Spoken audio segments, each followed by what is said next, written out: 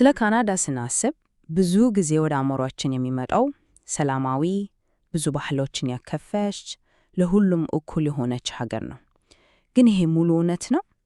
ዛሬ በሳሙኤል ጥናቶች ላይ ተመስርተን ስለ ካናዳ ታሪክ ብዙም ያልተነገረለትን ግን ወሳኝ የሆነውን ምዕራፍ እንመለከታለን። ካናዳ ሁሌም ከዘረኝነት የጸዳች ለተጨቆኑ ሁሉ መሸሸጊያ እንደነበረች አይነት አመለካከት አለ። ግን ይህ ምስል ከእውነታው ጋር ምን ያህል ይስማማል? እስቲ ዛሬ ይህንን የተለመደ አስተሳሰብ እንፈትሸው። እንግዲህ ወደ ዋናው ነጥብ እንግባ። የሳሙኤል ጥናት እንደሚያሳየው በካናዳ ጸረ ጥቁር ዘረኝነት እንዲሁ በአጋጣሚ የተከሰተ ነገር አይደለም። ይልቁንም የሀገሪቱ መሰረት ከተጣለበት ጊዜ ጀምሮ አንዱ የመዋቅሪያ ምሰሶ ነበር። እሺ፣ ይህ እንዴት ሊሆን ቻለ?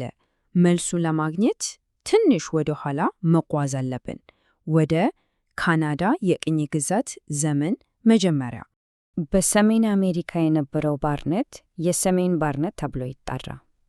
ይሄ ማለት ልክ እንደ ደቡቡ ሰዎችን ወደ ንብረትነት የሚቀን ስርዓት ነው። ግን አፈጻጸሙ ትንሽ ለየት ይላል። በትልቅ እርሻዎች ላይ ከመሰብሰብ ይልቅ ባሪያዎች በየቤቱ በዕደ ጥበብ ሥራዎች እና በትንሽንሽ እርሻዎች ውስጥ ተበታትነው ይሰሩ ነበር። ይህ ሁኔታ የባርነትን ጭካኔ ትንሽ ቢሸፍነውም በባለቤቶቹና በባሪያዎቹ መካከል የነበረውን የቁጥጥር ግንኙነት ግን የበለጠ አጥብቆታል። የኦሊቪየ ልጁን ታሪክ የዚህ እውነታ ሕያው ምስክር ነው። በ1628 ከተመዘገቡት የመጀመሪያዎቹ ባሪያዎች አንዱ ነበር።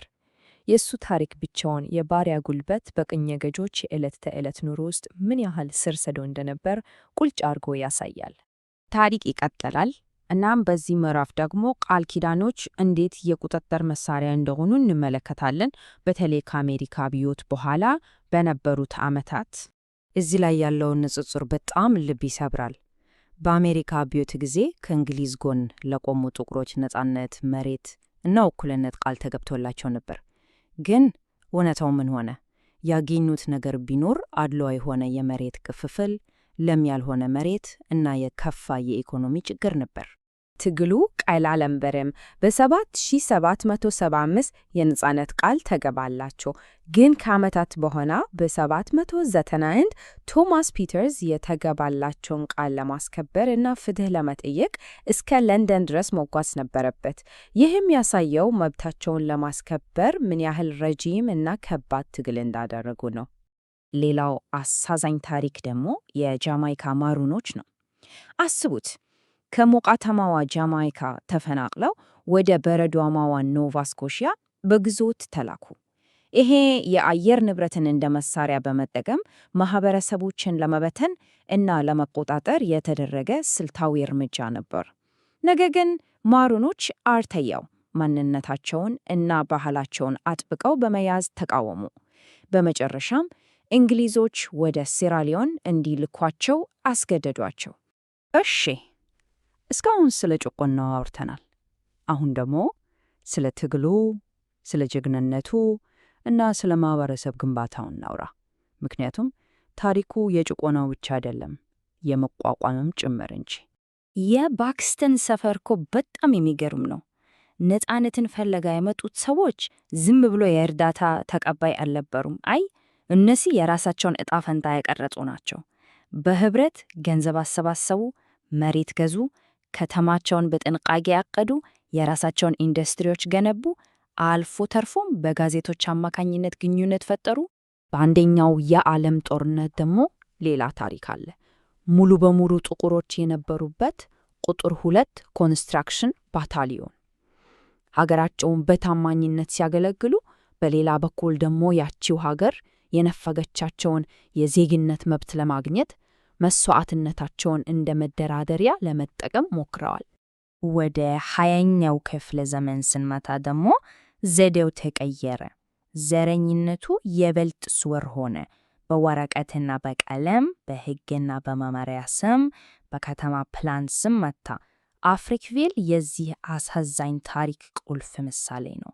የሳሙኤል ይህ ጥቅስ የአፍሪክቪልን ታሪክ በትክክል ይገልጸዋል። የአፍሪክቪል ታሪክ የከተማ ፕላን እና የማዘጋጃ ቤት ቸልተኝነት እንዴት ሰዎችን ከቤታቸውና ከኑራቸው ለማፈናቀል እንደ መሳሪያነት እንደዋሉ የሚያሳይ ቁልጭ ምሳሌ ነው። ይሄ ዝርዝር በቃ ሁሉንም ነገር ይናገራል።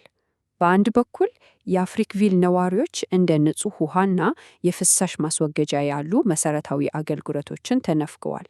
በሌላ በኩል ደግሞ እንደ ቆሻሻ መጣያ፣ የማዳበሪያ ፋብሪካና እስር ቤት ያሉ ለጤና አደገኛ የሆኑ ተቋማት በማህበረሰባቸው አቅራቢያ ተገነቡ። እናም መጨረሻው በ1969 መጣ። የአፍሪክቪል የመጨረሾቹ ቤቶች በቡልዶዘር ፈረሱ። አብራቸው የፈረሰው ግን ቤት ብቻ አልነበረም። የትውልድ ሀብት፣ ታሪክ እና የማህበረሰብ ትስስር ጭምር ነበረ። እሺ፣ የሁሉ ታሪክ ዛሬ ላይ ምን ማለት ነው? ያለፈውን ማወቅ ብቻ በቂ ነው ወይስ ስህተቱን ለማረም ምን መደረግ አለበት? ያው ለይስሙላ ማካተት የሚባል ነገር አለ።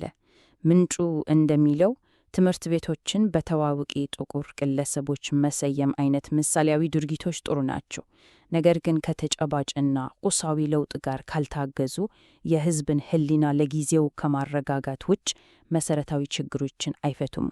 ይሄ ሰንጠረዥ ልዩነቱን በደንብ ያሳያል። ለምሳሌ የትምህርት ቤት ስም ከመቀየር ይልቅ ለተወሰደው መሬት ካሳ መክፈል ምን ያህል ተጨባጭ እንደሆነ አስቡት። ይፋዊ ይቅርታ አስፈላጊ ነው፣ ነገር ግን ለተጎዱ ማህበረሰቦች የታለመ ኢንቨስትመንት ከሌለ ትርጉም የለውም። እንግዲያው ትክክለኛው መፍትሄ ምንድን ነው? አንዳንድ ሐሳቦች እዚህ ተዘርዝረዋል። ለጥቁር ባለቤትነት ለተያዙ ንግዶች የታለመ የገንዘብ ድጋፍ፣ የማህበረሰብ የመሬት ባለቤትነትን ማረጋገጥ፣ በጤናና በትምህርት ላይ ፍትሃዊ ኢንቨስትመንት ማድረግ እና አድሏዊ ሕጎችን መመርመር እና ማስተካከል። እነዚህ እውነተኛ ለውጥ ሊያመጡ የሚችሉ እርምጃዎች ናቸው። እናም የሳሙኤል የመጨረሻ ነጥብ ይሄ ነው። በጣም ወሳኝ ሐሳብ ነው። ካሳ፣ ስጦታ ወይም እርዳታ አይደለም። ለዘመናት ሳይከፈል የቆየን ዕዳ መክፈል ነው። ይህ እንግዲህ አንድ ትልቅ ጥያቄ ትቶልኝ ያልፋል። ለዘመናት የቆየን ዕዳ መክፈል በእውነቱ ምን ይመስላል? ምን አይነት እርምጃዎችን ይጠይቃል? በዚህ ርዕስ እና በሌሎችም ጉዳዮች ላይ ጠለቅ ያለ መረጃ ከፈለጋችሁ አዲስ ድረገጽ አለን፣ www.samalel.inc። እዛ ላይ ዝርዝር ሪፖርቶችን፣ ሰነዶችን እና ሌሎችም ጠቃሚ መረጃዎች ታገኛላችሁ። እና የሳሙኤልን ትንታኔዎች በድምፅ ማድመጥ ከፈለጋችሁ ደግሞ በስፖቲፋይ፣ አፕል ፖድካስት፣ አማዞን ሚውዚክ እና በሌሎችም መተግበሪያዎች ላይ ልታገኙን ትችላላችሁ። ስለተከታተላችሁን ከልብ እናመሰግናለን።